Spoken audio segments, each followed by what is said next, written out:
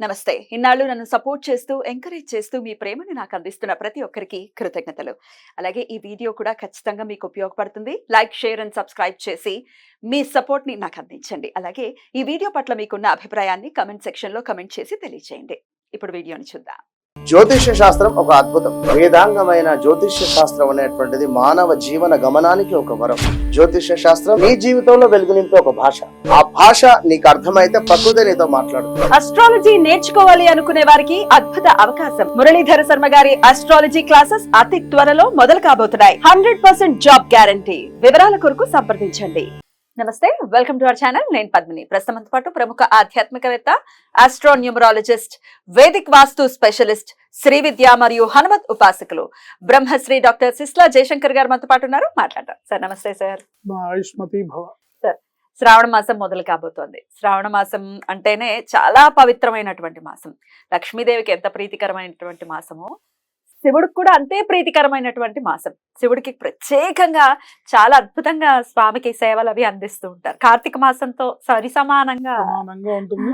అసలు మాసం పేరు చెప్తేనే ఒక పండుగ వాతావరణం ఉంటుంది. ఖచ్చితంగా.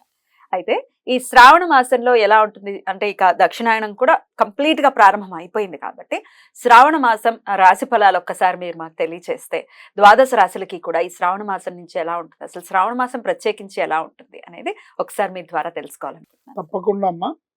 ఈ ఆగస్టు నెలలో గోచారంలో గ్రహస్థితిని కనుక గమనిస్తే మనం గురువు వృషభంలో ఉన్నారు, అది శుక్రస్థానం.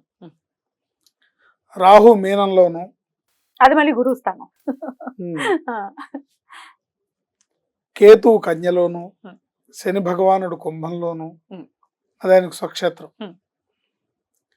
రవి కర్కాటకంలోను, శుక్ర బుధులు సింహంలోను, కుజుడు వృషభంలోను సంచరిస్తున్నారు. ఈ నెల రవి కర్కాటక రాశిలో 17వ తేదీ మధ్యాహ్నం 1:20 వరకు ఉండి తర్వాత తన స్వక్షేత్రమైన సింహరాశిలోకి ప్రవేశిస్తున్నాడు. కుజుడు వృషభ రాశి నుండి తృతీయ స్థానమైన మిథున రాశిలోకి ప్రవేశిస్తున్నాడు. ఎప్పుడు సార్? ఆగస్టు 26 వరకు వృషభంలోను, తర్వాత మిథునంలోను ప్రవేశిస్తున్నాడు. శుక్రుడు ఆగస్టు 24 వరకు సింహంలోను, సింహం నుండి తర్వాత కన్యలోకి ప్రవేశిస్తాడు. బుధుడు ఆగస్టు 24 వరకు సింహంలో ఉండి వక్రించి కర్కాటకంలోకి ప్రవేశిస్తున్నాడు. బుధ వక్రగతి అనేది ఉంది ఈ మాసంలో ఖచ్చితంగా. రైట్. సో ఇది గోచార పరిస్థితులు, ఎక్కడెక్కడ ఏ గ్రహాలు ఉన్నాయని. సో వీటి రీత్యా డెఫినెట్ గా ఎట్లాంటి ఫలితాలు ఉన్నాయనేది మనం ద్వాదశ రాశులకి ఎలాంటి ఫలితాలు ఉన్నాయని చెప్పుకుందాం. సార్, ఇక శ్రావణ మాసం కాబట్టి ప్రత్యేకంగా ఈ ప్రశ్న అడుగుతున్నాను. ఖర్చులు ఖచ్చితంగా పెరిగే పరిస్థితి ఉంటుంది. అంటే ఆడవాళ్ళకి చీరలని, నగలని, ఇంకా పూజాది కార్యక్రమాలు ఖచ్చితంగా చేసుకుంటారు కాబట్టి ఒకంత పెరుగుతుంది కదా. అవన్నీ సరదాలండి, ఖర్చు పెట్టకపోతే ఎట్లా? పెట్టాలని, పెట్టద్దని అన్నట్లా. ఈ రోజుల్లో ఏమవుతుందంటే ఇలా ఖర్చు పెట్టకపోతే హాస్పిటల్స్ ఖర్చు అవుతుంది. ఇది బెటర్, ఆనందం ఉంటుంది కదా. ఆడపిల్లలు కాళ్ళకి పసుపులు పారాణులు రాసుకొని, కొత్త లంగా జాకెట్లు వేసుకొని, కొత్త బట్టలు కట్టుకొని, పట్టు బట్టలు కట్టుకొని, శ్రావణ మాసపు శోభే వేరు, చాలా అందంగా ఉంటుంది. అయితే ఏ స్త్రీకైనా శ్రావణ మాసంలో, ప్రత్యేకించి శ్రావణ మాసంలో అమ్మవారిని కొలుచుకోవాలి అని ఉంటుంది. ఒక్కొక్క ఇళ్లలో మనం చూస్తాం, భర్తలు అస్సలు సహకరించరు, బాధాకరం. ఏమండి మా భర్త చేయనివ్వరండి, మా భర్త కొనడండి, ఇట్లా రకరకాలు. కొంతమంది స్త్రీలేమో భర్తలను వేధించేస్తుంటారు, నాకు బంగారం కావాలి, వాళ్ళు నెక్లెస్లు కొనేసుకుంటారు, నాకు నెక్లెస్లు. ఇట్లా కాకుండా సమన్వయపరచుకోవాలి, సిచ్యువేషన్ బ్యాలెన్స్డ్ గా వెళ్ళటం అనేది మస్ట్. ఏదేమైనా శ్రావణ లక్ష్మి మీ ఇంట అడుగు పెట్టాలంటే ప్రధానంగా ఉండాల్సినది ఏంటంటే భార్యాభర్తల మధ్యలో సదవగాహన, ఒకళ్ళనొకళ్ళు అర్థం చేసుకోవాలి. ఆవిడ సరదాలు ఏంటి, ఆవిడ కావాల్సింది ఏంటో చూడాల్సిన బాధ్యత భర్త మీద ఉంటుంది. భర్త యొక్క ఆర్థిక స్థితిగతులు ఏంటో, ఆయన కెపాసిటీ ఏంటో, ఆయన ఎంతవరకు చేయగలుగుతాడో ఏమిటనేది ఈవిడ కూడా అర్థం చేసుకోవాలి. మీరిద్దరూ ఒకళ్ళనొకళ్ళు అర్థం చేసుకుంటే, మీ ఒక మాటలో చెప్పాలంటే మీరే ఒకళ్ళకి ఒకళ్ళు లక్ష్మి, ఆయనకి మీరు లక్ష్మి, మీకు ఆయన లక్ష్మి. కరెక్ట్. సో మీలో మీరు అండర్స్టాండింగ్ చేసుకున్న భార్యాభర్తల మధ్యలో ఉన్న సదవగానే లక్ష్మీదేవి రాకకు ప్రథమ సూచన అవుతుంది. ఎగ్జాక్ట్లీ సార్, నా పాయింట్ కూడా అదే. ఏదో రాశి ఫలాలు చెప్పేసాం శ్రావణ మాసం, మరి మిథున రాశి వారికి శ్రావణ మాసం ఎలా ఉండిపోతుందండి? ఈ మిథున రాశి వారికి చూసుకున్నట్లయితే ఈ శ్రావణ మాసంలో మిశ్రమ ఫలితాలు గోచరిస్తున్నాయి. మృగశిర 3-4 పాదాల వాళ్ళు, ఆరుద్ర 1, 2, 3, 4 పాదాల వాళ్ళు, పునర్వసు 1, 2, 3 పాదాల వాళ్ళు మిథున రాశి కింద వస్తారు. ఈ రాశి వారికి 2 గ్రహాలు మాత్రమే యోగిస్తున్నాయి. అయ్యో. పంచమ వ్యయస్థానాధిపతి అయిన శుక్రుడు తృతీయంలో శుభ ఫలితాలు ఇస్తున్నాడు. అష్టమ నవమాధిపతి అయిన శని భగవానుడు స్వక్షేత్రంలో ఉండి మేలు చేస్తున్నాడు. ఈ 2 గ్రహాలే వీళ్ళకి మేలు చేస్తున్నాయి. ఆర్థిక పరిస్థితి సామాన్యంగా ఉంటుంది. భార్యాభర్తల మధ్యలో అన్యోన్యత పెరుగుతుంది,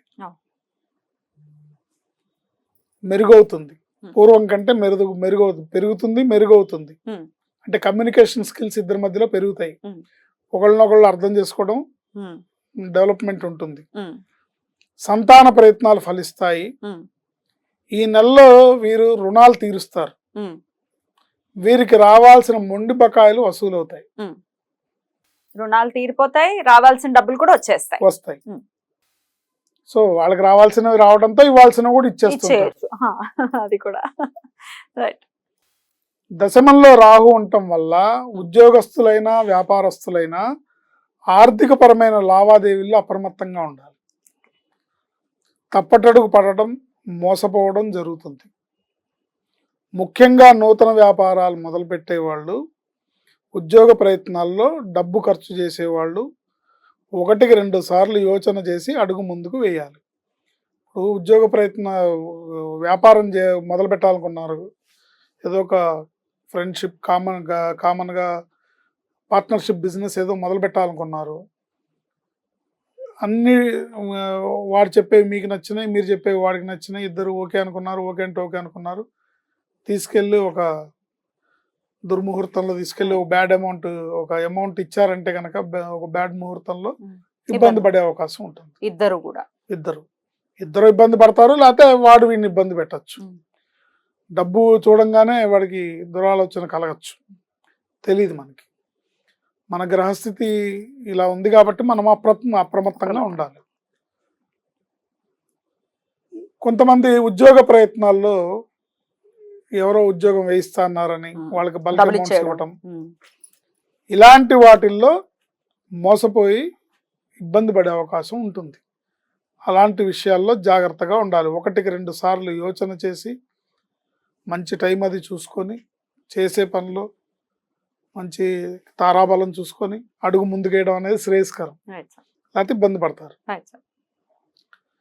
దుర్గాదేవి ఆరాధన వీరికి మేలును చేస్తుంది. ప్రతినిత్యము మరియు మంగళవారం విశేషంగా చేసే దుర్గామాత ఆరాధన మరియు మంగళవారం రోజున నానబెట్టిన మినుములు గోమాతకి దానాగా పెట్టడం వల్ల వీరికి శుభ ఫలితాలు సంప్రాప్తిస్తాయి. దుమ్ దుర్గాయే నమః అనే మంత్రాన్ని జపించుకోవడం కానీ, లేకపోతే దేవి సప్తశ్లోకి పారాయణ చేసుకోవడం కానీ, లేదా మేము మంత్రాలు చదవలేమంటే నామ మంత్రంగా అమ్మ దుర్గా, తల్లి దుర్గా అన్నా కూడా ఆవిడ కనికరిస్తుంది. అమ్మలగన్నా అమ్మ, ముగ్గురమ్మల మూలపుటమ్మ, చాలా పెద్దమ్మ సురారులమ్మ, అమ్మలగన్న ఎమ్మ, ముగ్గురమ్మల మూలపుటమ్మ, చాలా పెద్దమ్మ సురారులమ్మ, కడుపారడి బుచ్చిన ఎమ్మ, దన్నులో నమ్మిన వేల్పుటమ్మ.